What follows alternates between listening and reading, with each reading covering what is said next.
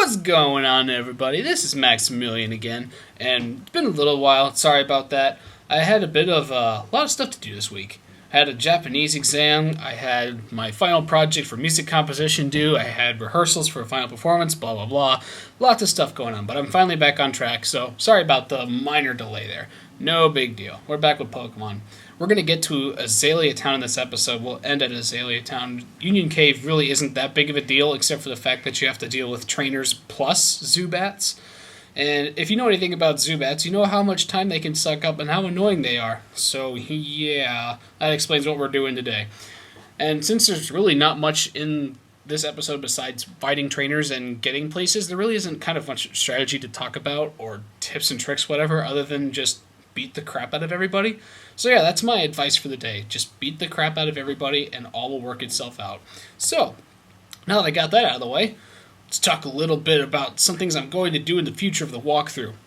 I know that some of you have been addressing perhaps the catch-em-all, and whether or not I'm going to do that again. I want to make a couple of clarifications on that, because obviously we don't have the Ditto glitch available to us, and we also don't have Master Balls or rare candies, which makes this a bit more challenging. I guess in theory it is possible from what I've read. However, the glitch to actually manipulate what kind of Pokemon that you can get at certain times involves breeding, which means number one, it takes forever to actually do because breeding Pokemon takes a while. I mean, it's not like you can just pop babies out every other day. Same thing goes in Pokemon. And secondly, it takes a while to set up because the conditions for this have to be very specific if you want to manipulate which Pokemon you can get. Now, granted, I'm going to show you how this works at least once because this is the only way you can actually get Celebi. And if we're playing Silver Gold, we have to get Celebi. That just kind of goes without saying. So, whether or not I'm going to apply that to the catch-em-all strategy, I've yet to see.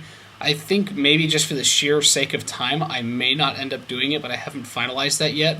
The only definite thing I know is that I'm not going to be able to trade between emulators. I may have mentioned it before, but I just don't want to take the risk of corrupting my save data and or risking playing this game on an unstable emulator, because it doesn't allow for very good recording. Like right now, the emulator I have allows for great quality video, nice and stable frame rate, so I don't want to have anything to do with messing it up. So I'm just going to throw that out there. But anywho, now that I've cleared that up a bit, I'm going to attempt to do everything I can to show you how to do as much as I can in this game. Now, whether or not that means catching every Pokemon is yet to be said. However, I'm going to try and catch every possible Pokemon I can. And that does include, the three beastie things, whatever you want to call them, Entei, Suicune, and Raikou. So, I will make my best attempt to get those. It may take a while. Because you don't actually get to have a chance to catch them until a little bit later in the game. Actually, we're not that far away from actually figuring out where they are. But the fact that they're level 40 means they're very difficult to catch. Then you're going to need to acquire a few specific Pokemon, not to mention items for the Pokemon to hold if you even want to have a chance at catching them. So, just to let you know, I will be taking care of those, as well as the obvious Lugia and Ho-Oh, because you can't not get them when you play this game. It's just, like, why? What's the point? If you can't play Silver without Lugia, it's just not worth it. Lugia makes this game. I mean, well, yeah, he makes the game. We're going to leave it that way, because Lugia is just so unbelievably awesome that if he were not in this game, I probably would not have bought it. Lugia is just straight awesomeness. And I know that you're probably thinking, well, duh, it's a legendary Pokemon. Of course you're going to say it's awesome. But I guess it goes along with the stereotype that people usually pick, the best of the best Pokemon as their favorites, but Lugia has always struck the right chord with me, He was always my favorite, even back in the day, when I first got this game, when I first caught Lugia, I thought, man, why couldn't I have had this in Red and Blue? This guy's, the ideal Pokemon. It knows everything.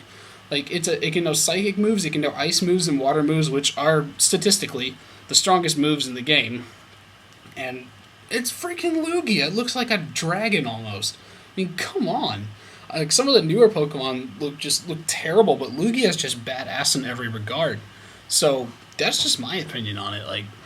If I can't get Lugia in this game, what's the point? So yeah, we're definitely getting Lugia. Don't even worry about that. And we're going to get Ho-Oh too, but it's going to take a little while, especially since when you catch Ho-Oh in Silver, I think he's at level 70.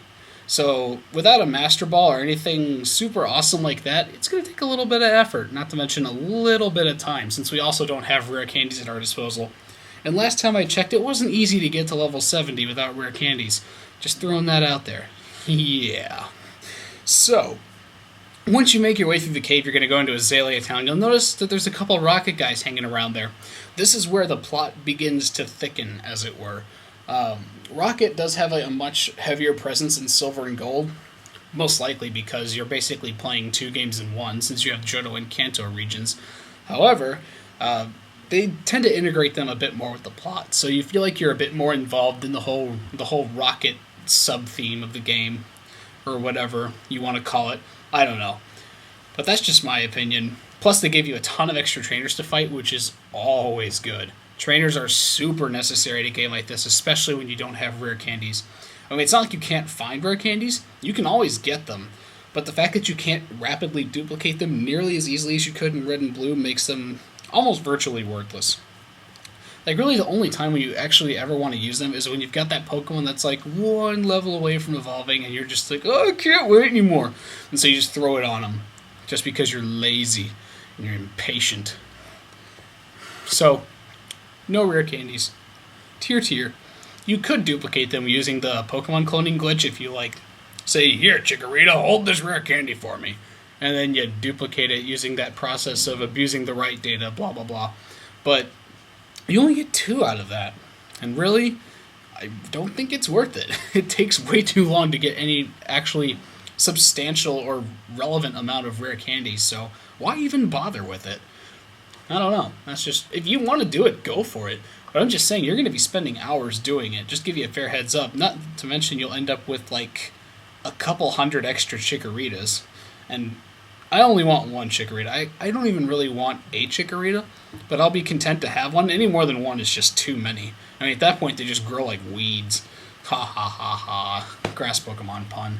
Okay, that was terrible. Moving on. So, another thing I've been fairly busy with over the past few days, if you haven't been anywhere in the real world, like, COD came out with a new map pack for zombies. Ah, yes!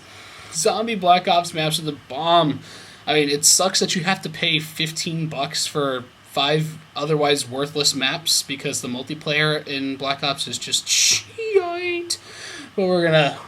Well, that's another issue. Another topic for another day. Won't get into that. Honestly, I'd much rather prefer to pay like $8 for just the zombie map, because really that's the only thing I ever use them for. I gotta tell you, the new zombie map is friggin' sweet. I was playing it with Taylor a little bit, maybe some of my roommates. We got some Randys on Xbox Live to play with us too. There's just so much going on in this map, it's unbelievable. So I've been playing that for a couple of days too, when I haven't been actually, doing what I was supposed to be doing, i.e. working on projects and studying for exams. Hopefully it doesn't reflect my grades at all. Yeah, well, what's done is done, you can't change it, so no need to worry about it. But Pokemon is starting to pick up a little bit, and now that we're actually, started in the game, we've actually gotten somewhere. I mean, I know technically we've beaten the gym leader, we've gotten some Pokemon, but it just feels like we haven't done anything yet, because there really hasn't been anything going on. But now that we have a gym leader plus Rocket, plus a couple of other things to get involved with, speaking of, yay, evolution! Quilava's not as awesome as Typhlosion, but he'll get there eventually. Just had to throw that out there. Evolving Pokemon, gotta give him a shout out. Yeah, buddy. Who's your boy? I'm your boy. Quilava. Sweet. Evolution's always cool. Anyway, speaking of things about getting involved in the game and things happening now, we got Rocket and the gym leader to take care of, so the next few episodes might actually be packed with something relevant. Just to give you a heads up, and we may even discuss a little bit of the plot and where this is going. I don't know, but I'm assuming that you've played this game before, seeing as how it's been out for 11 or something years now. Too long, in fact. And you probably already know exactly what's going on, but whatever. This is a walkthrough, and I am going to walk you through it whether you want it or not. So take that.